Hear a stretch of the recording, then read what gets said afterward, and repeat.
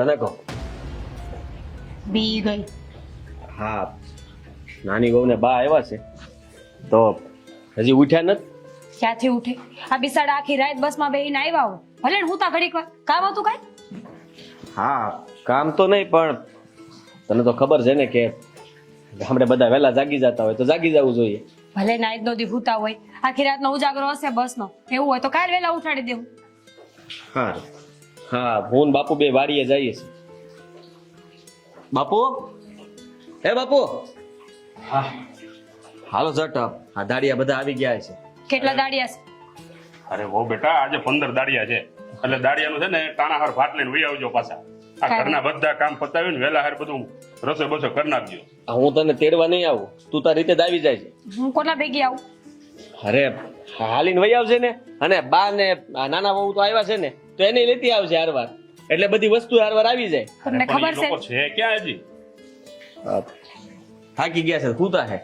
અરે બા, હોવાનો ટાઈમ છે પણ બાપુ, તમે હું એના જેવા થાવશો? શહેરમાં રહેતા હોય એટલે વહેલા ઉઠવાની એને ટેવ ન હોય. ખોટા ખોટા હેરાન નથી કરવા, ભલે હુતા.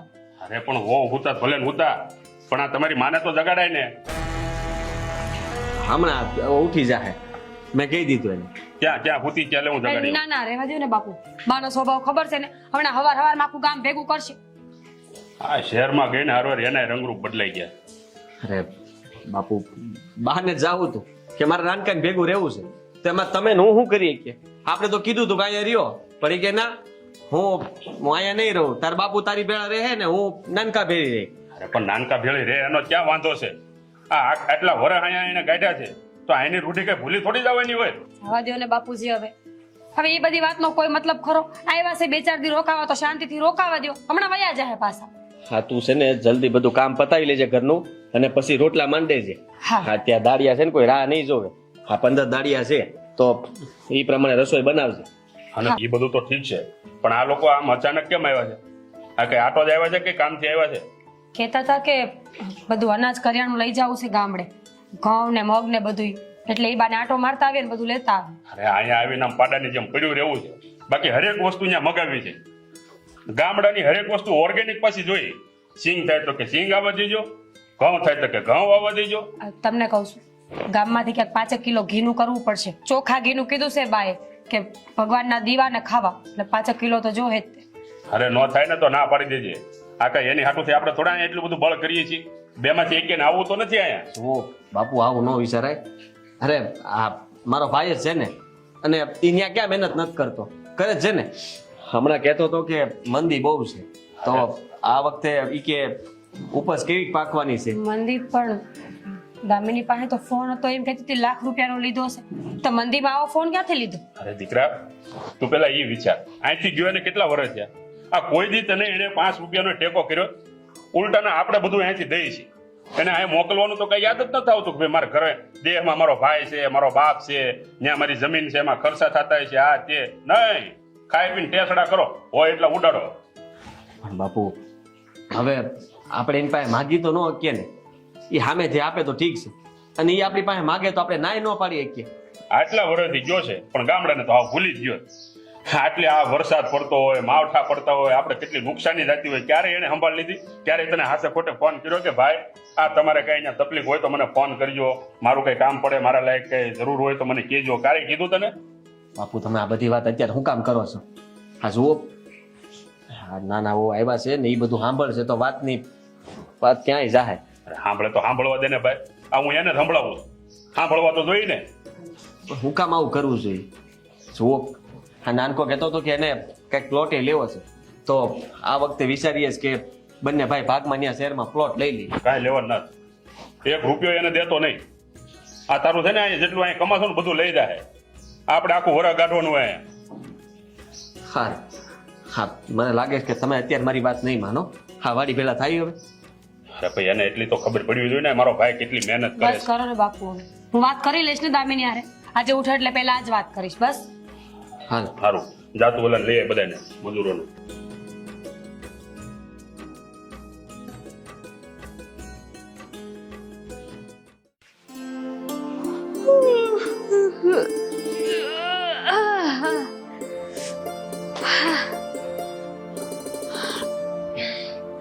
ગ્રુપમાં મેસેજ નાખી દઉં. Good morning everyone. કોઈ ચા નાસ્તાનો ભાવ નથી પૂછતો. ભાભી, ભાભી, મેરા ભાભી. બેસો. ઊભી છું. બોલ. આ ઘરમાં મહેમાનોને ચા નાસ્તો ન કરાવો તમે? મહેમાન? આપણા ઘરે કોણ મહેમાન આવ્યું છે? ગાંડી થઈ ગઈ છું. ઘરની વહુ છો તું. હા તો ઘરની વહુને નાસ્તો નહીં કરાવવાનો એવું? મહેમાનોને જ કરાવવાના. તે કીધું કે મહેમાન આવ્યા છે, ઘરની વહુને નાસ્તો તો કરાવવો જ જોઈએ. પણ ઘરની વહુ ઉઠીને બધાયને પૂછે તો કેવું લાગે? એટલે એટલે એમ કે મેં ચા નાસ્તો નથી કર્યો. મેં તો વિચાર્યું કે આજ મારી દેરાણી છે ને મસ્ત મજાનો નાસ્તો બનાવીને મને ખવડાવશે, તો તું કઈ ખારું ખારું બનાવીશ ને? એક્સક્યુઝ મી, હું કઈ કામ કરવા નથી આવી. આ શું સવારમાં ઉઠી ત્યાં તો ચાલુ કરી દીધું તમે, આ બનાવી નાખો તે બનાવી નાખો. જુઓ ભાભી, હું કઈ નથી કરવાની. ચા નાસ્તો તૈયાર હોય ને તો મને કહી દો. પણ આ તો કશે હોટલ નહીં હોય ને, હું બહાર જઈને પણ નહીં કરી શકું. પણ દામિની, આવડું મોટું ઘર છે, આટલું કરિયાણું ખેડકું છે, કોના હાટું? આપણા હાટું જ ને. કઈ ખારુંથી બનાવીને ખાઈ લઈએ. અને મેં એટલા માટે નથી બનાવ્યું કે અમે તો અહીંયા શું કરતા હોય, ચા ને રોટલી ને કા ભાખરી. તું કઈ ખારું બનાવીને તો બધાયને ભાવે. ભાભી જુઓ, મારે બિલકુલ ગુસ્સો નથી કરવો, બિલકુલ નહીં.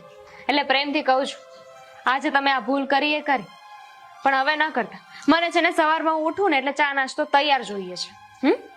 દામિની, ચા નાસ્તો તૈયાર જોતો હોય ને તો હોટલમાં જવું પડે. આ તો હોટલ નથી. સવારની 4 વાગ્યાની ઉઠીને ઢહડા કરું છું અહીંયા હું. નવરી નથી થઈ કઈ. અને હજુ તે 15 જણાના રોટલા ઘડવાના છે મારે. નવું તો કઈ મને લાગતું નથી. એટલે કાલે જેમ હતું એઝ ઇટ ઇઝ એમ જ છે. અહીંયા કઈ બદલાયું એવું લાગતું નથી. 4 વાગ્યામાં ઉઠીને તમે શું કર્યું? બધું હતું એમને એમ તો છે. શું કર્યું એટલે? તને બધા કામ ગણાવવા પડશે મારે. ગણાવો. કચરા વાયડા, પોતા કર્યા, ઠામણા ઉટકા, અને આ છે ને બાજુના ફળિયામાં ઢોર બાંધ્યા છે. એનું કામ એમનેમ તો ન થઈ જાય ને. એ બધું મેં કર્યું છે. હા તો મને શું કામ ગણાવો છો? મેં નહોતું કીધું તમને કે આ બધું કામ કરો. અને કામ કર્યું છે તો કઈ નવાઈની વાત નથી, એ તો કરવું પડે.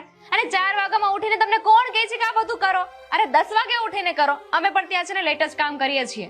કારણ કે તમારે ત્યાં કઈ કરવું નથી પડતું ને, એટલે તૈયાર તો બધું અહીંયાથી આવે છે. સંભળાવો છો મને? હા, સંભળાવું છું. કારણ કે તે કામ જ સંભળાવવા જેવા કર્યા છે. મગ જોઈ, ચોખા જોઈ, ઘઉં જોઈ, ઘી જોઈ, તો એ બધું કઈ મફત નથી ઉગતું. એના હાટું અમારે 4 વાગે ઉઠવું પડે છે અહીંયા. હા તો ગણાવો છો છે ને? આ બધું છે ને મારી સાસરીમાંથી આવે છે, તમારા પિયરથી નહીં. તમારા ઘરેથી મને નથી મોકલતા. તું બોલે છે એનું ભાન છે તને દામિની? મારા પિયર ઉપર જવાની કોઈ જરૂર નથી. અરે આપણું સારું છે, આપણે કામ નહીં કરી તો કોણ કરશે? તું મોડી ઉઠી, હું એકવાર તને ઉઠાડવા નથી આવી. હું કામ કે તું થાકી ગઈ હતી? ઉપકાર કર્યો મારા પર અને પછી સંભળાવી દીધું, એનું શું? જુઓ ભાભી, તમે જે કરતા હોય તે. મને અહીંયા રહેવાની ટેવ નથી. મને ઘરેથી કહેવામાં આવ્યું ને એટલે હું અહીંયા આવી છું. તો પ્લીઝ જેટલા દિવસ હું અહીંયા રોકાઉં ને એટલા દિવસ મને શાંતિથી રહેવા દેજો. પ્લીઝ. મને ખબર પડે છે કે સમજાવું? કોઈ જરૂર નથી સમજાવવાની. મારાથી થાય ને એટલું કામ હું કરીશ. બાકી કામ બધાયને કરવું પડશે. નહીં થાય. ચા નાસ્તો બનશે કે નહીં બને? બનશે. મહેમાન છો ને અમારા ઘરના, તો બની જાય. બીજું કાંઈ? તો જાઓ બનાવો.